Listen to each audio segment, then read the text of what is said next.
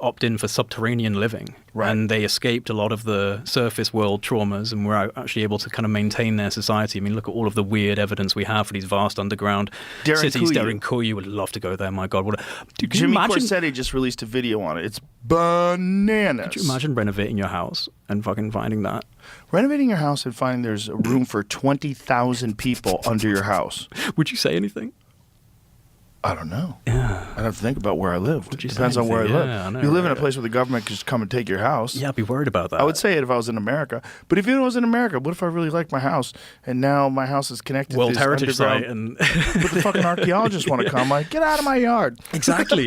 But like, yeah, I think about this and I think about all of these different. Yeah, good. No, I'm happy to hear that. I'm fucking around. Happy to hear that. But it's interesting, and then you have, the strange stories like from the Hopi tribe about the ant people that came during a time of cataclysm, and they brought them underground, and then they brought them back up, and there's a few like that. There was a really interesting podcast, it was years ago, I remember seeing this, where they'd brought these two Amazonian shamans on the podcast, like full headdress, they spoke their own tribal language, they needed an interpreter in the room. And the guy asked them what they thought about aliens, and they didn't understand the question, didn't know what he meant by alien. He was like thumbing through this book, and he put up a picture of a grey, and the tribesmen went, "Oh, that's Makanwabu. That's Makanwabu." And they had a whole story about how this was a human that became an ant that lives underground, and it can appear in the divine light, but you should be very careful with this being because it will take your soul underground, and you need a very good shaman to bring your soul back. And they were taking it real seriously. Like, yeah, dude. So it's like these tribal cultures, they know, man. They fucking know. Well, I think there's an ancient memory in people. I think it's one of the reasons why these post-apocalypse movies are so popular. There's a lot of post-apocalypse movies where, like people, they figure out how to make houses out of wood again, and they're surviving, and they make little encampments, and they fight off the intruders from the outside. Real like Walking Dead type shit, but with no zombies. Yeah. I think there's a memory in us of the surviving humans. Yes. I think there's a memory. And I think we probably have been through some terrible moments in the Earth's history where there was an enormous disaster, and we are the ancestors of the survivors, and I don't think there was a lot of survivors. No. In fact, I heard you talking about that the other day where you were saying about like and it's something I agree with, the necessity for post-cataclysm, post-apocalypse.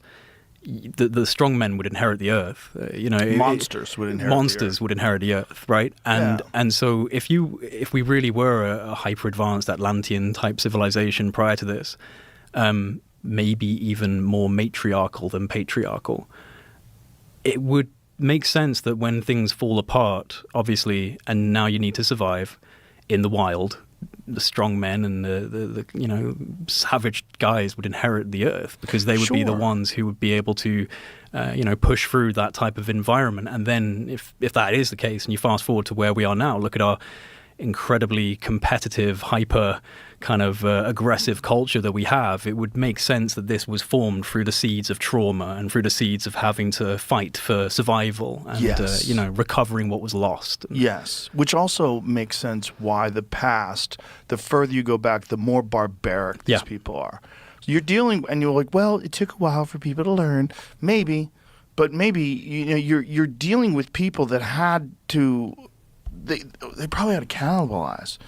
I mean, they probably had to eat everything they could. There was only a few thousand of them left. I mean, if we really got hit by asteroids, like if the Younger Dryas is correct, it makes sense that it would take like 5,000 years for civilization to emerge again. Yeah. Because that seems to be what happened. It seems to be like you have literally the scraggliest survivors, and then eventually the Earth gets back to normal.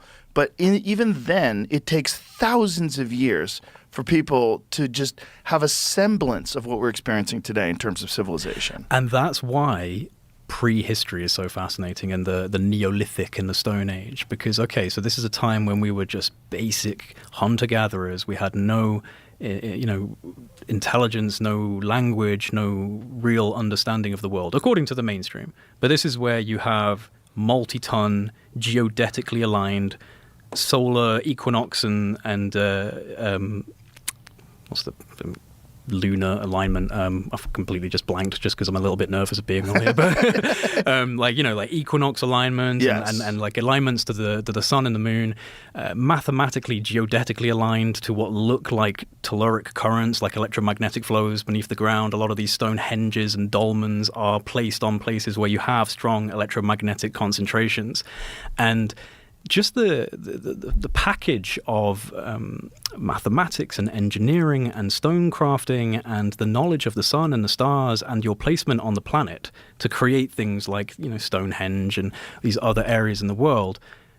How can you do that if you're just hunter-gatherers coming out of animalistic behavior? It doesn't make any sense. And then we kind of regress as we go further into history, and the stonework becomes less impressive, the things become less accurate. And I find that very interesting. How is it at the beginnings of our history some of the most impressive structures exist? Exactly. It doesn't make any sense. No. Just Egypt alone with the conventional timeline of 2,500 BC for the Great Pyramid doesn't make any sense. No, it doesn't. I think that they most likely settled around those pyramids. Most likely settled around them. And the scans, if these can be validated fully and empirically with digs and confirmation physically, then that changes everything. It changes everything. And you're seeing a lot of people spaz out online. Oh, yeah. It's wonderful to watch. It's been wonderful to watch because when people are under pressure, the real character gets revealed. Right. And they're under a lot of pressure right now because those scans, that radio tomography or whatever the fuck it is. Synthetic aperture radar, yeah. Chris Dunn was the first dude, I think. And then you recently had Mary Bowden. There's been a few others. Yeah. Christopher Dunn, man, that was a wild one. And now that they found these structures underneath the pyramid, it's kind of validating a lot of the things these people are saying. There's a lot of controversy about what those structures are and what it means and how accurate the readings are. But they do know that those satellite images were able to show very accurately this one tomb that was 50 feet underground. And it showed the dimensions of this one tomb. So I don't know what the capabilities are, if it really can decipher what's under 2 kilometers of, whatever is underneath Giza. But there's something going on, for sure.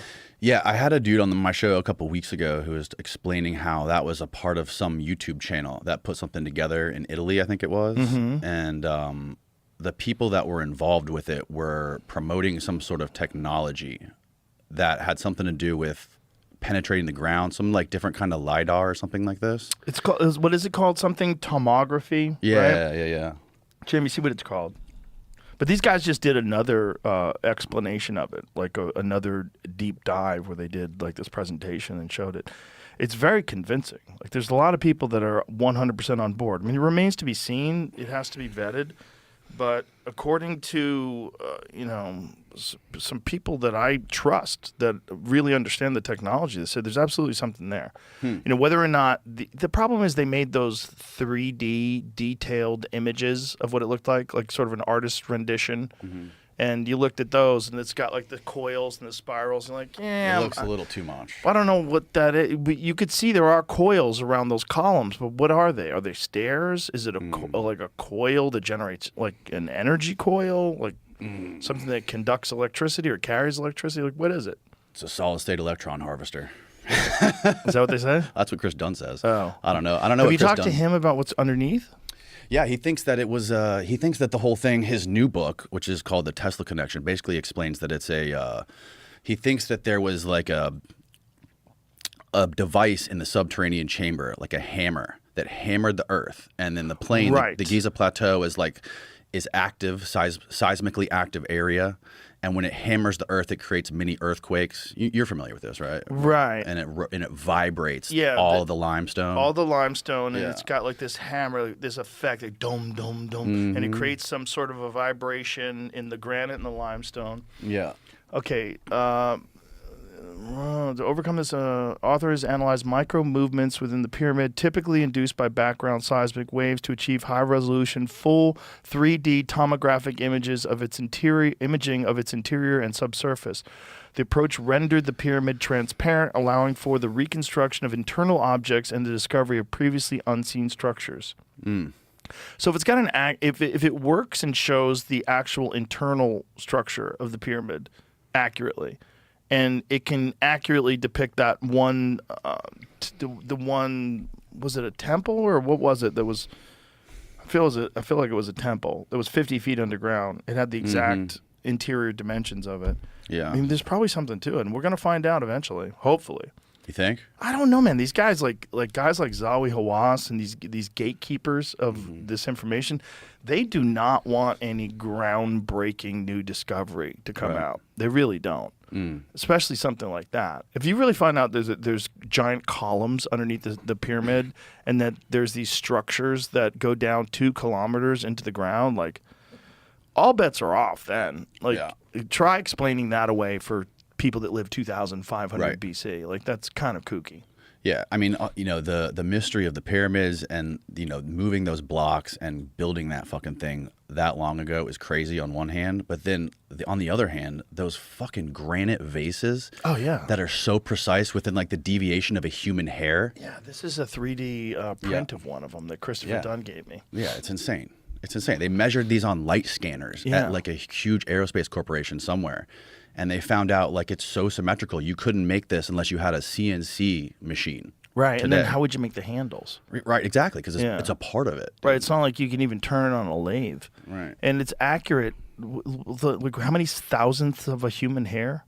Yeah, I think it's like 1/1000th of a human hair, like completely undetectable. Bananas. Yeah. And then there's also some of those sculptures that they made that look like they're 3D printed. I mean, they're incredible. Perfectly symmetrical on the left side and the right side, and we don't really understand it. And we don't know what technology they were using, what kind of tools they were using. It's hard to know, man. It's hard to know, like, without, when they burned the Library of Alexandria and they destroyed all the records, like, there's so much missing from the history of Egypt and how they did what they did. You look at the welds. Did they weld some parts? Did they braze other parts? And then, of course, the geometries. And basically, that's your model. That's like, okay, I've got to make something just like this. Right, but when you're making if you're looking at, say, some of the stonework that was done in the pyramid, where there's, not in the pyramid, but in some of the quarries, where you see these core drill holes. Right. Like, how would you reverse engineer that? Like, how would you figure out what could possibly do that? Well, that's the interesting question. It's one that's been a huge debate going on about that, and it really goes back to 1984. And I had published an article called "Advanced Machining in Ancient Egypt?" ? And it was published in Analog Science Fiction Science Fact magazine in August of 1984. So you've been at this a long time. Is that before you were born? I was in high school. Yeah, you were. Right? Yeah, I was a junior in high school. I wasn't.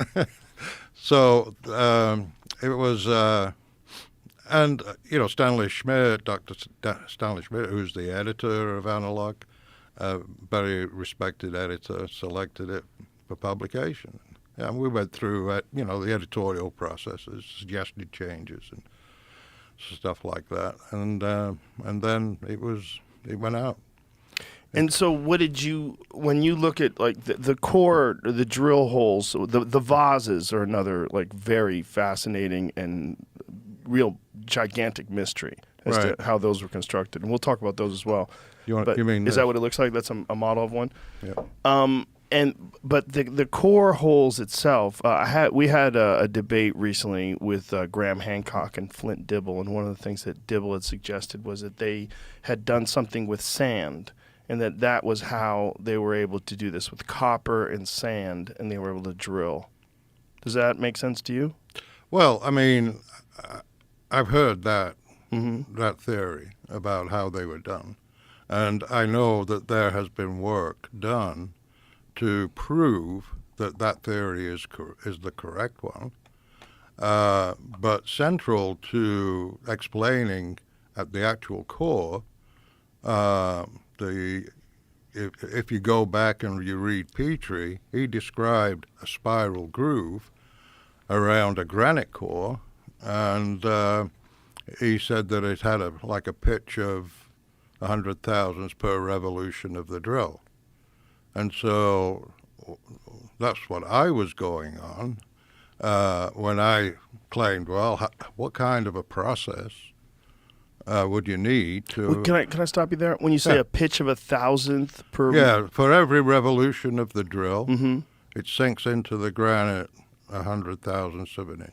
Okay, so because of that, you know that this thing has to be operating at a certain speed? Not necessarily rotational speed, but the penetration rate. So with each rotation, it will go how long? How far?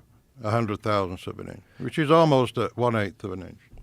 So that's pretty impressive when you're talking about solid granite, correct? Yeah. And that probably wouldn't be possible with copper and sand. No. It seems like sand and copper just are not abrasive enough. No, I contacted a company that specialized in drilling granite, and I asked them what is the feed rate.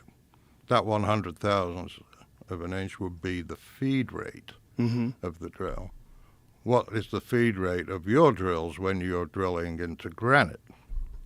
And I got a response from him, and he said, generally, our drills, they're diamond. They rotate around 900 revolutions per minute, and the penetration rate is about 2/10 of an inch per revolution. So 2/10 thousandths of an inch per revolution. Oh, 2/10,000. 2/10,000. I'm sorry. Yeah, I misspoke. Yeah.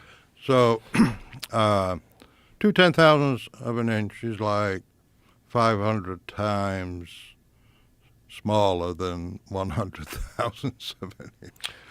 Wow. So these drills that they used in Egypt were capable of drilling with each revolution 500 times more than modern diamond drills that were used by people who cut into granite. Their penetration rate was 500 times greater. So it might have been operating at a slower revolution, but when it's going through its full revolution, it's much more effective. That's what I concluded in now, is this article. Is this in multiple different drill holes, or is it one individual sample that they found that seems to operate at this depth per revolution?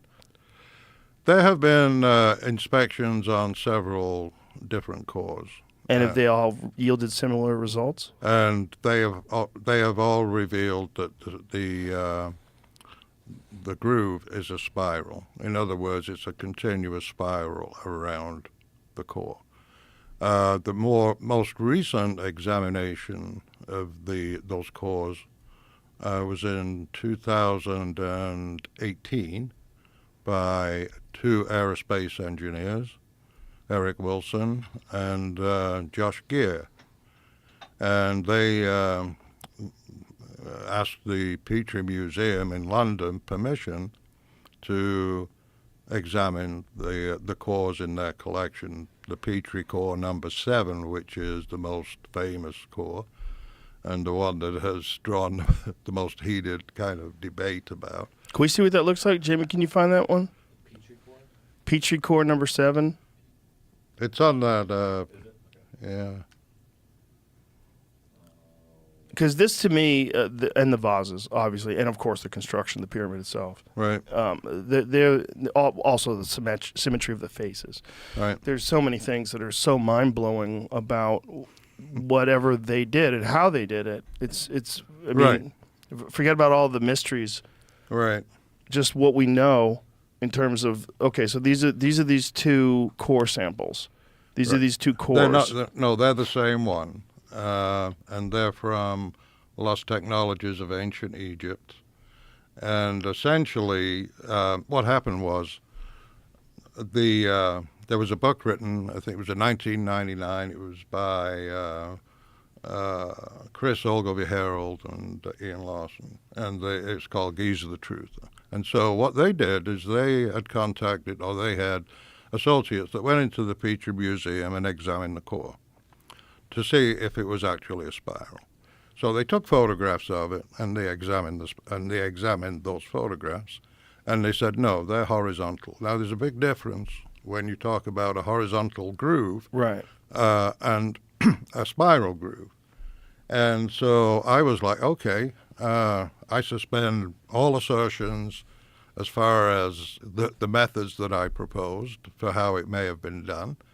I need to go and examine that item myself. And so I booked a flight to England, and a friend of mine in Cambridge picked me up at the airport, Nick Annis, and we went to the Peacher Museum, and I examined the core. The method I used was to just wrap a simple cotton thread around it. So you just followed the groove with the thread? With the thread. But I was wearing... rubber gloves? Well, yes, I was wearing rubber gloves, but I was also wearing a visor with lenses in it that gave 10 times power. Oh, okay, 10 so you times could power. really see where the grooves are? Yeah, you would find those items in any toolmaker's box. So right? if the lines were horizontal, you would go around in a circle, then you'd have to cross over the ridge to hit to the next circle. Magical Egypt is, I think, one of the most important things that anybody could ever watch. Yeah. I think that DVD series is just insane. It's so spectacular and so fantastic. And next to going to Egypt, which I haven't done, I think that's probably the second best thing. Just, You bet. Yeah. And John is an example of why we need heretics. This is the thing. You see that science today. Yes, you're right. We have this thirst for knowledge, and it's human characteristic. But also, we get invested in particular positions, and when people criticize those positions, we take it as an existential threat, and where we get all angry and hot and bothered about it. If we allow that to happen too much, if we don't keep a place for heretics in our society, then we're never going to do anything novel. We're gradually going to get locked down, ossified into the existing system. We need heretics. John has been the leading heretic on ancient Egypt for decades, pointing out that we should listen to what the ancient Egyptians said, that their civilization was not a development. It was a legacy. It was a legacy from the time of the gods. And that casts me back again to this whole issue of a lost civilization. Now, when Göbekli Tepe was discovered, it vindicated you in so many ways. But what are the possibilities, if any, of more of these sites being explored and exposed? I mean, are there more that people are looking at right now? Are there any that are under the radar? Just a year ago, at the bottom of the Sicily Channel, at a depth of more than 120 feet, it's been underwater for at least 9,000 years, is a huge megalithic site. Before the discovery of Göbekli Tepe, that site could never have been explained. The dating is absolutely definite. The seas rose and covered it at least 9,000 years ago. We don't know how long it stood there before it was covered by the rising seas. But there it sits underwater, and I think underwater discoveries are, and I've had a part to play in this over the years, are one of the ways forward. We need to look at those areas because there was a 400-foot rise in sea level at the end of the Ice Age.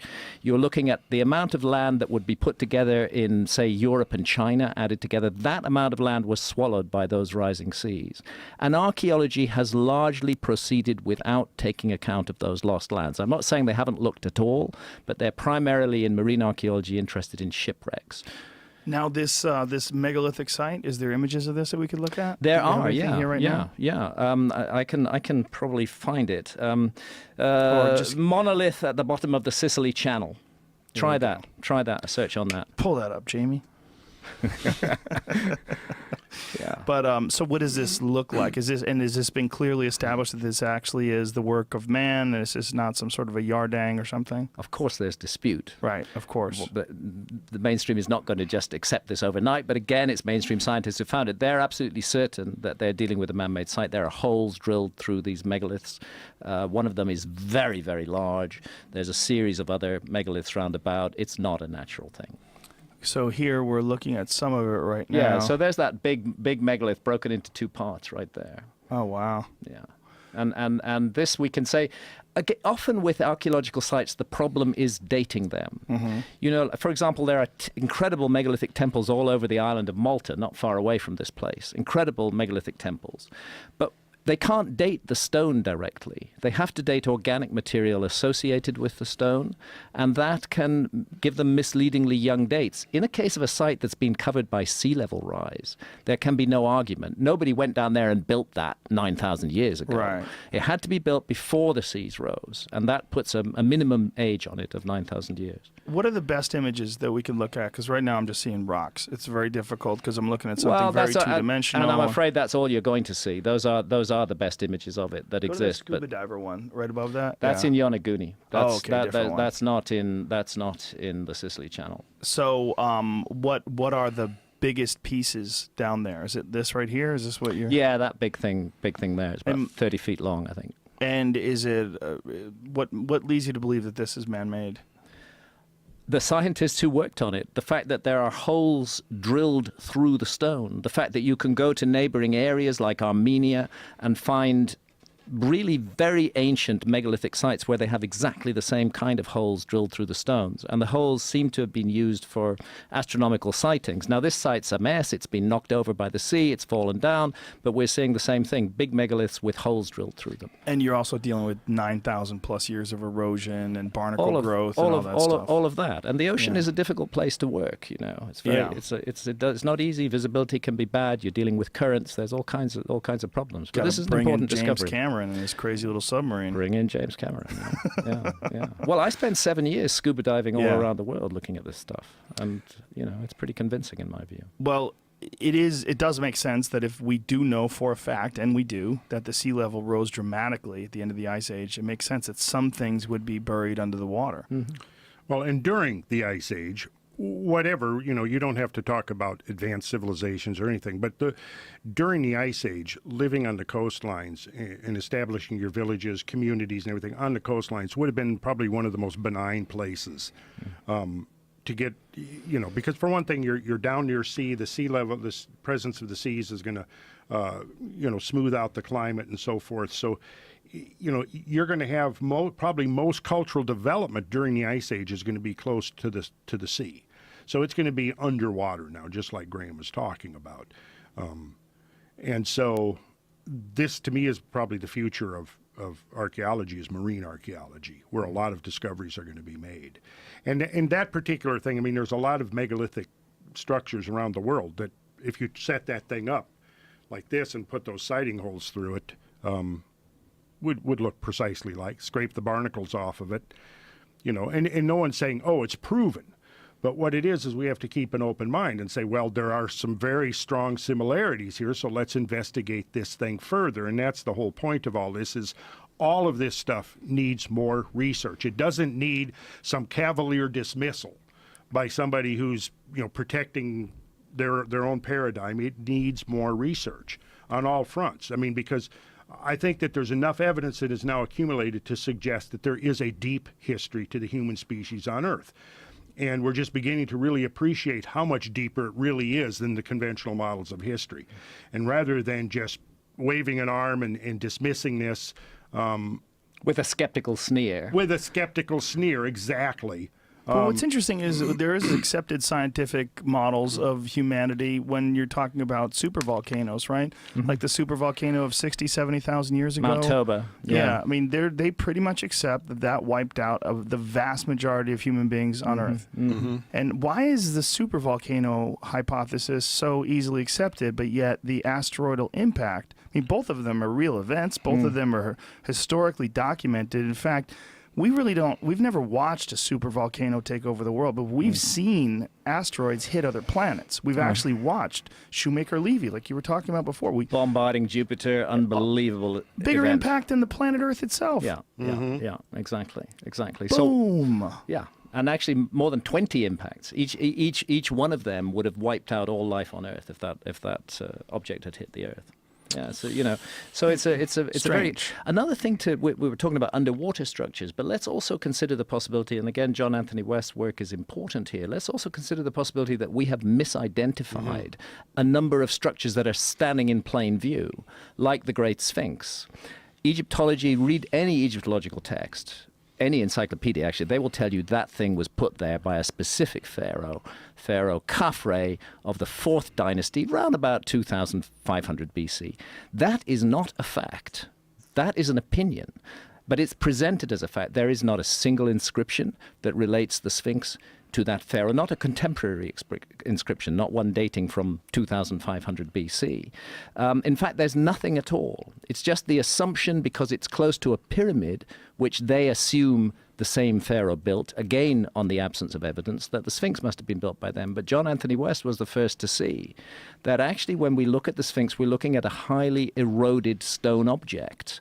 And that erosion is very odd. And that's why he brought Professor Robert Schoch, professor of geology from Boston University, to Giza in 1992 to look at the Sphinx and say, what actually caused this weathering on the Sphinx? And Schoch immediately saw it. What caused it was exposure to a very long period of heavy rainfall. And no such rains have fallen in Egypt in the last 5,000 years. What do the archaeologists have wrong in these archaeologist books? For example, number one, they say that the workmen who built the pyramids worked only 4 months a year. When the flood covered the whole country, the king hired the workmen to work in his pyramid. This is wrong, and I will tell you what's correct. Number two, that the stones used in building the Great Pyramid came from Torah. And Torah is a 25 miles to the east from Giza. And number three, that Khufu ruled for 23 years. And number four, that the stones of the Great Pyramid are 2,300,000 blocks. How many blocks are there? Now, let us talk about number one, the workmen. The workmen. I found the tombs of the pyramid builders only 1 mile south of the Sphinx. A major important discovery that can tell everyone, number one, that pyramids built by Egyptians because of the names that we found inside the cemetery. And they were not slaves. Because your phone? I have to. Yeah, kill that thing. Kill it. You're right.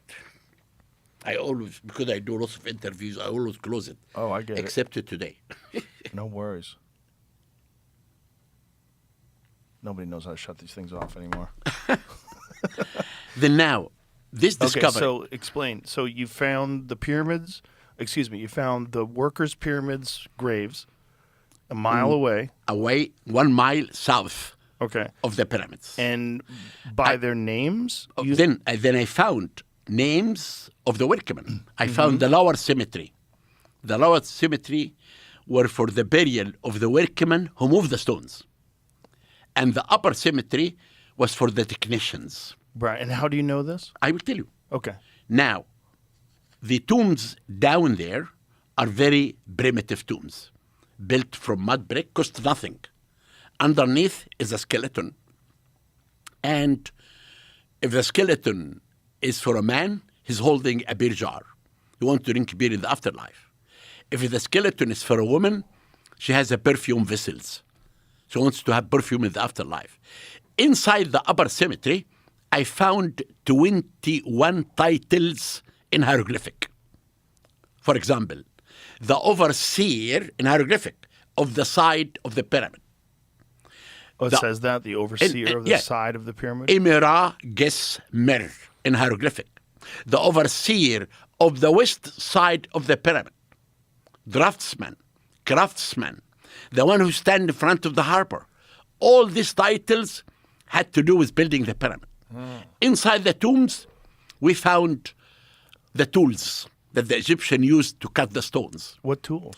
Diorite and flint tools, because in the Old Kingdom, there was no iron. Are these photos of these tools available online? Can we look at them? Yeah, I can send it to you. Can we see them online? Are they online? No, in my book, Giza and the Pyramids. I don't know if it's online. I'm sure it's online. Jamie will find it. So these these tools were flint and diorite? What is diorite? Diorite, D-I-O-R-I-T-E. Diorite is more sharp stone than iron. And it came from a quarry south of Aswan. So you feel like they used this very hard stone to cut into the stone. And I will come back to this cutting the stones. Okay. But let me continue about the workmen. Okay. To the east of the tombs, we found an area for sorting salted fish. We found an area for the bakery, making bread. We found the workmen barracks for the workmen who moved the stones to live. We found a whole city for the technicians, for the artisans. And we discovered thousands of animal bones. Because people always say that the workmen who built the pyramid, they ate only garlic and bread and drink beer. And I thought if they do that, they will die. But now we discovered that they slaughter 11 cows and 33 goats every day. And this can feed 10,000 workmen a day. Then we believe now, and I published, that the workmen who built the pyramids were 10,000 workmen. And they worked every day, and they took 1 day off every 10 days. Joe, I want to tell you, the pyramid was a national project. The 3 millions who lived in Egypt had to build the pyramid for the king to be a god. And therefore, the households in the south and the north of Egypt participated in building the pyramid by sending workforce and food to help the king. Now we come to the second point, the stones. We discovered that all the stones of the 3 pyramids at Giza, the stones came from quarries in the site itself. Even the king's chamber? No, except the granite in the king's chamber and where'd that come from? from Aswan. And that's 500 miles away, right? Yes, by the flood. The flood. And those were 50 to 80 tons? It doesn't matter. It doesn't? Yes. I would, if I was working there, it would matter. I'm No, like, I gotta carry because what? I showed you. Not only 50 tons. It's 20 tons. Now, what we found out, first, how the Egyptians built the pyramid. They make on the ground a square base. Okay? Okay. And after that, they cut in the solid rock in the 4 sides. You know, I'm going to tell you one thing. Okay. If you tell me that pyramids built by giants, okay? I will say, okay, come to the excavation. All the skeleton that you discover are 5 to 6 feet high. Nothing about Who's giants. saying they were built by giants? Some people say that. Oh, okay. The second. I've heard aliens. Okay, the second, aliens. If aliens build the pyramids, do they leave any? Do they shit sometimes? Aren't they going to shit? Maybe aliens don't shit. If they don't shit, are they Everyone going shits? to leave something on the ground? On the Right. contrary, I give you the evidence, every evidence that I will tell you today. Of actual workers. Of actual workers and what's happening. Now, Right. we come about building the pyramid. All the stones I told you came from Giza Plateau. We found out what happened first. They cut in the solid rock Okay. and they made the base of the pyramid to be 28 feet on the solid rock. No stones. Do you get this? Yes. We have in Egypt 120 pyramids. We don't have only Khufu pyramid Right. that everyone is talking about. You have 120 pyramids. This is one of them. Right. But the reason that this pyramid is so accurate and strong, because Giza Plateau is the only site in Egypt of the pyramids. It's a part of the Mokattam Formation. It has 3 levels. Level 1 and 2 are very bad stones. But level 3 is the top quality of the stones. That the Egyptian used this stone to build the pyramid. Then after they make the base of the pyramid to be 20 feet each of stone, we found out 1,000 feet away, we found out the quarry location. All the So stones. they only had to bring the stones 1,000 feet. Only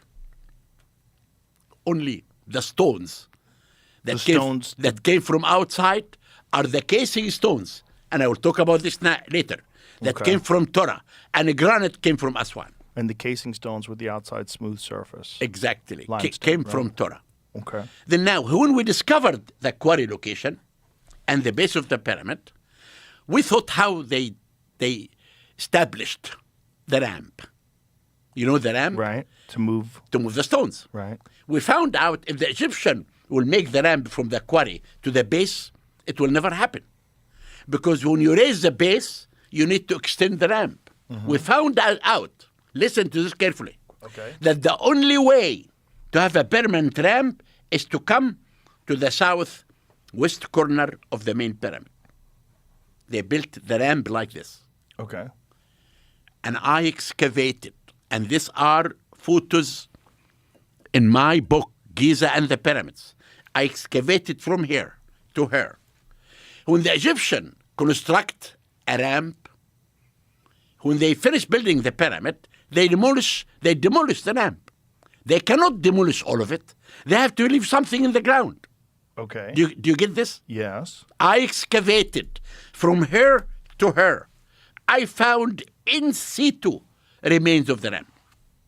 Are there photos of this? Of course, in my book. Okay, let's find the photos of the equipment first. Can't find anything? It's in my book. What did you find? Well, nothing. Nothing? It's How is that not online? That doesn't even make any Pictures of the sense. It's in my book, but- Giza and the Pyramids. Maybe look These are the from, tombs. his Joe, book. these are the tombs of the pyramid builders. Right there. This is the excavation. And this all what I discovered. This is my discovery of everything. Every piece of sand here tells us about the builder of the pyramid. But let me continue this. I will come to you. Then now, let us, if you go to my book, you will find out that I found here the diorite and the flint tools. Listen, then now I will come. The stones for building the pyramid came from the plateau. The casing came from Torah. Now we come to how many years Khufu ruled. Joe, there is one big discovery happened a few years ago. Are these the tools? No. This is tools for artists. The tools in our book, which is big diorite tools and big flint tools, big ones. And why is this not online? We'll never put them in line. It's in my book. Right, but I mean, wouldn't that be everywhere? I mean, that's such a huge archaeological discovery. It's not. It's because it's everywhere. It's not only in the Workman only. It's in every site. You have these tools in many sites. Right, but why aren't these tools online? That's all I'm asking. Ask the people online, but they are remains in my book. Are they in a museum somewhere? There is some in the Cairo Museum, yes. So there should be a photograph of them in the museum. Okay. What would Jamie look for? But I don't know. I'm just like asking him. Now I want to come to What museum would have them? Cairo Museum. Cairo Museum Yes. would have those tools? Yes. Okay. Now, a few years ago, a major discovery happened for the first time. It is the first time that we have written evidence about building the pyramid of Khufu. When did this happen? 3 years ago. Really? It's called the Wadi al-Jarf papyri. Do you want to know what's in this papyri? I do. This papyri was found in Sinai, in a port belongs to Khufu. And inside this port, there was caves. And inside the caves, found remains of boat and this big papyri. It's large, huge. There it is. That's it, exactly. Okay? And what does this say? Now, First of all, how old is that? 4,600 years ago. Isn't that amazing?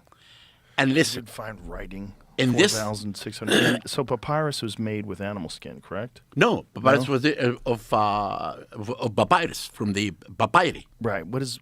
The papyri is just like leaves. Okay. Now, but listen to the papyri.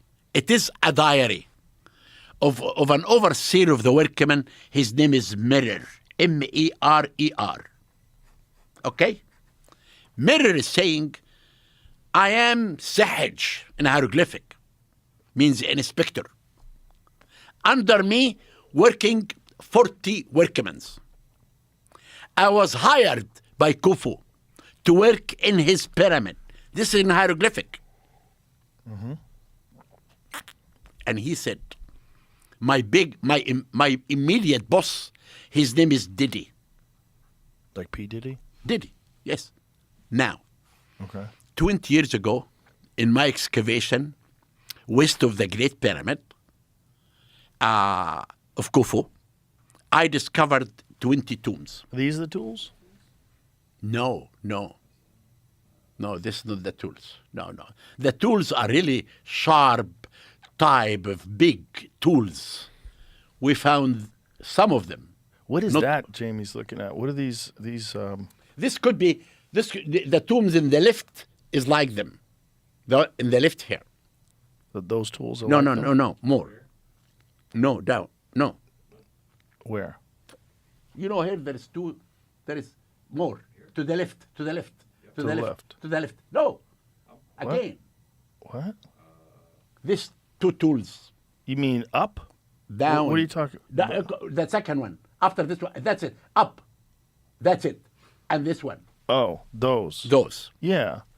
But don't those look exactly like the other photograph we just had? Those up there. That looks like the heads of But these this things. was the smalls.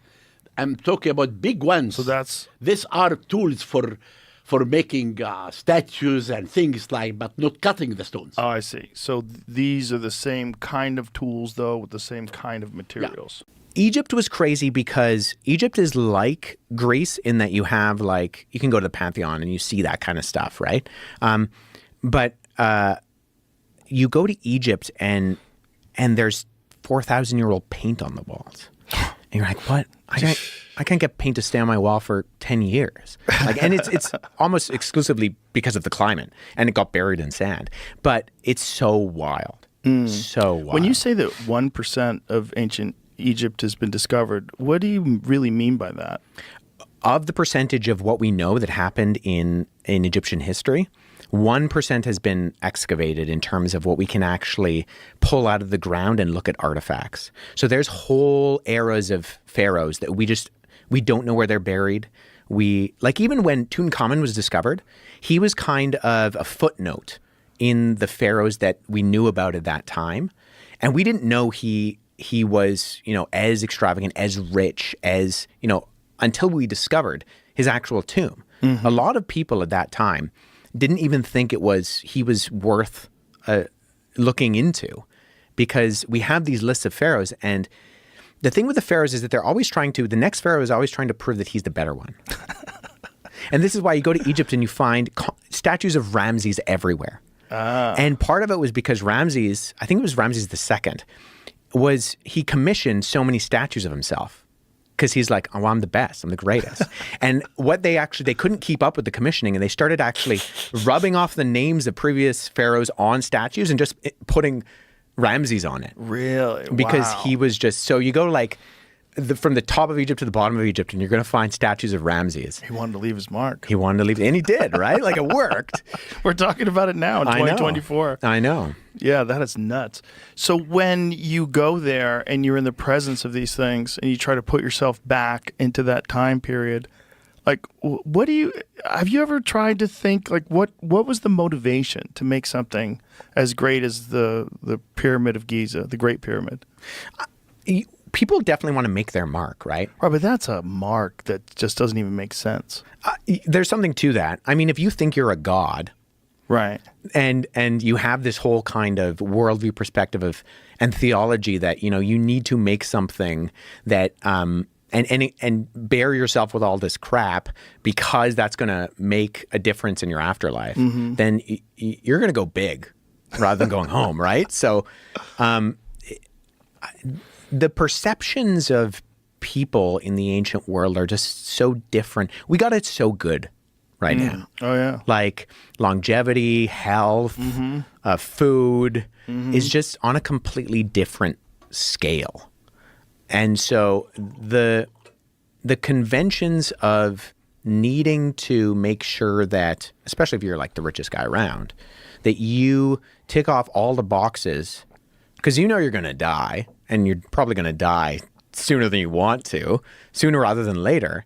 And you have this whole perception of, well, if I bury myself with all this stuff and maybe even some of the people, we're just going to kill them and include them too, because they're going to help me out. That's going to help me out in the afterlife. You need slaves in the afterlife if you're a pharaoh. Yeah, of course you do. You can't just Why go not, by yourself. right? Yeah. That's ridiculous. Yeah. So Khufu's pyramid, what's the timeline that he was even in power?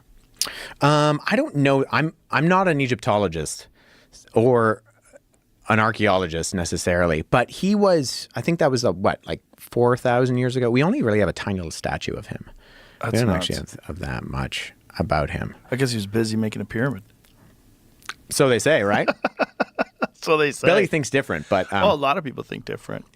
That's what's interesting about it is the archaeological argument that like Dr. Robert Schoch makes about the water erosion in the Temple of the Sphinx. Yeah, that's a fascinating argument because it does appear like that's water erosion. And that would put the timeline way, way back. Yeah, I think even just looking at the Sphinx, you can tell that no matter what your perspective is, you should entertain the idea, at minimum, that the head was built later. Yeah, for sure. Because it doesn't fit the body. It has much less erosion. But you could also attribute that to the different densities of the stone. Like, that's one of the things about these layers of limestone. It's like some of them are much more porous and some they erode easier. Yeah. You do see that. Yeah. And I think they're doing a terrible disservice by covering the Sphinx with like new stones, and they redid the paws and they're doing all that. Like, my God, people, like, leave it alone. Like, leave it the way it is. Yeah, it's this tricky balance between restoration and recreation. Yeah. Because they're in a recreation stage. Yeah. And it was obviously they're doing it with smaller stones, and it like looks different.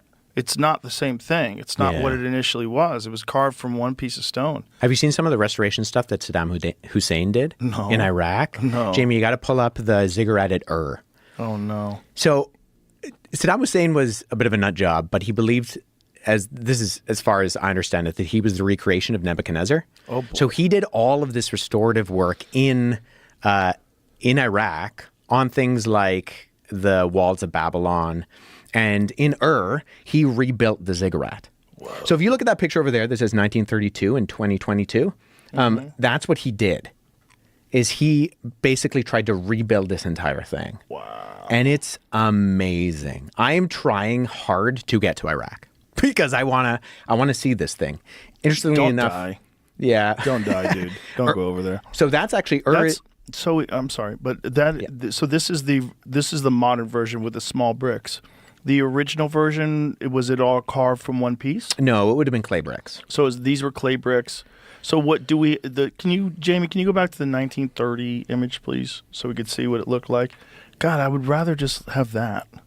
I mean, I want to see what it looked like and what it looks like all these years later. I don't want to see a recreation, which is very similar to what they've done to the Sphinx. Yeah, the Sphinx. Even when I was in Egypt, they were doing some work in like. Can you, Jamie? Can you go to the rehabilitation of the Sphinx or whatever they would call it? Yeah, I just clicked on like the ruins of it. I was going to go back to the 30s or 40s or something. Well, the restoration part is the interesting part. Like, you could see the restoration. If you go to just Google restoration of the Sphinx paws. Well, they're talking about putting encasing stones on the pyramid. Yeah, I've heard that too. God, don't do that. I don't think they should do that either. No, you shouldn't do anything. I mean, obviously, they took the original casing stones off, but that's also history. So now you can see, like, the new paws. Well, that seems like the difference between buried and unburied. Yeah. So, like, even when Napoleon came upon, like, right there, like, isn't that restored? Mm-hmm. Yeah, because there was much more erosion then. When Napoleon came upon it, it was buried, right? I think so. Yeah. I think that was the case. Like, over time, because you're dealing with these crazy sandstorms, over time, everything gets kind of buried. Oh, so much of it is under sand for so long. Right. What's up? The thing I found about the Egyptians in Ohio was actually from a paper that was written. It's postulating it. I guess they took a lot of the evidence that they had been finding and saying this shows that there might have actually been Egyptians there. What's from 1937? That's when the guy was, I think, born. This is 40 years ago. Oh, so wow. That amulet was brass, apparently, and it was found near Cincinnati. And where I actually think that it might have been trade routes, because there was some, like, stones that have been found in various parts of the world that are from specifically Ohio, because it's like a rainbow shale that was used in, like, arrowheads and stuff a long, long time ago. Like, that area was used to make weapons, like the first, like 12,000 years ago when the first people were kind of in North America. But that area in Ohio also is known as the sandstone capital of the world. And I don't know if that's related to the Egyptians, because that's what the pyramids are made out of, There's tons of sandstone that is very specific to that region. Yeah. So, pyramids made out of sandstone? I thought so. Yeah, I've heard this, there's 21 from 1800 to 1980, 21 times the amount of sandstone that made the Great Pyramid was shipped out of Ohio to make various buildings all over the world. Really? Most of them in the United States, obviously, but all over the place. Dun, dun, dun. Yeah, just weird facts I found after Graham came History through. of the humans. We don't know history. We know some. Right? The only history that we know is the one we go discover on our own time. The one that's presented to us is not history. It's all lies. Well, it's not all lies. All of There's it. some lies. I found that too. I didn't Lost civilization in Grand Canyon was, Egyptian? Yeah, the Smithsonian published some stuff in 1909, Oh, wow. I guess, that where all this came from. There was an article that got written, and I don't know how much of it they proved or was proven or was just newspaper. It was Whoa. like bait back in the day. Look at this. kind of, Even but- more amazing, the artifacts didn't match up to anything on the known record. Rather than appearing to be of Native American origin, as one might expect, the object had distinct Egyptian or Tibetan designs. Could there have been an entire civilization of Egyptians living here? If so, how did they get here? Dun, dun, dun. It's not that hard. Hop in a boat, man. You got cats that leave Africa and try to come to Spain on these places on a chicken wing. Yeah. You know? It is interesting, right? Like the population of Cuba. Cuba's so insanely diverse, and it's right there. Like, what is the history of that other than the slave routes? Like, what is the history of Cuba? Because Cuba has very distinct African people living there. The whole Caribbean, all that whole area is has a lot of African roots to it. But it's just a place that was conquered by the Spain, by the Cortezes, those type of people. What really disturbs me is there's no way to know exactly what happened. It's like you're piecing things together based on artifacts and historical record, things that people wrote down, and journals and logs. And it's, there's people that have traveled. So, again, I've studied this so long ago, but I remember reading primary source from somebody that traveled with Cristobal Colon, a.k.a. Christopher Columbus. And he was saying very specific things about his accounts when he reached these different places. And he was saying things like, we got to the land and we found Africans. And I remember him specifically saying, so no matter where we go, we find Africans. And he said it as if he was disappointed. And then they started talking about they started talking about their culture and describing their culture. You just got to go look at the people that travel with Cristobal Colon, and there's some firsthand accounts there, and they're very honest about it. dude, I'm going to look into that now. That's very interesting. I'm going to ask Graham about that too, what he knows about it. He's studied, especially on his latest book, he studied a lot about the various cultures that made it to North America and South America. Okay. Yeah. It's just very rich in history. Very, very rich in history.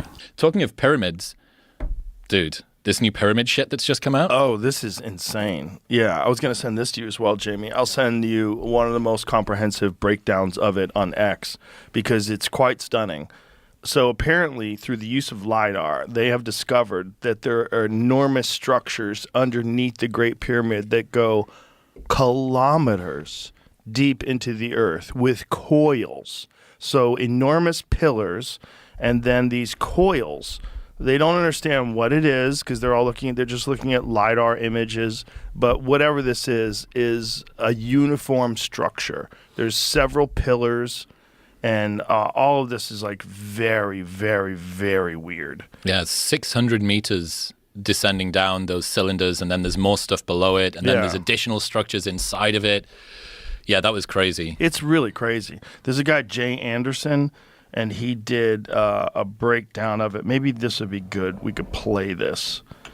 It makes a little more sense when someone's explaining it to you. Oh, yeah, I mean, we need somebody that's an expert here, not me and you. Zawi Hawass, by the way, has said it's nonsense. So I don't know. Already? Yes. According to Graham Hancock. This is the wonderful thing about having Graham Hancock. I texted Graham yesterday. I was like, yo, what's going on with this? Yeah, so click on that and go full screen, please. How significant of a discovery this is. Dun, dun, dun. I love the music. And geometry, so you know it's real. You got to appreciate the dramatic intro. Project Unity. What has just been announced in relation to the pyramids at the Giza Plateau and the plateau itself is so incredible, so awe-inspiring, and narrative shattering that I have been sitting here for the last hour trying to wrap my head around the implications of what we were just told. So this is pretty much breaking news because the new findings were announced on the 16th of March at a press conference held by the team who was studying the Great Pyramid of Giza with a non-invasive technology that was first developed by Filippo Bionde and Corrado Malanga, called synthetic aperture radar Doppler tomography. Fuck, that's a mouthful. This was used to explore the internal structure of the Great Pyramid of Giza. And this method leverages the analysis of micro movements typically generated by background seismic activity to achieve a high resolution full 3D tomographic imagery of the pyramid's interior and subsurface components. The recent findings from deploying this technology are nothing short of mind-blowing, because what's been discovered is that there are huge structures coming down from the base of the pyramid deep into the bedrock. In fact, over 600 meters deep, which then connects to structures that extend up to 2 kilometers below the surface of the ground.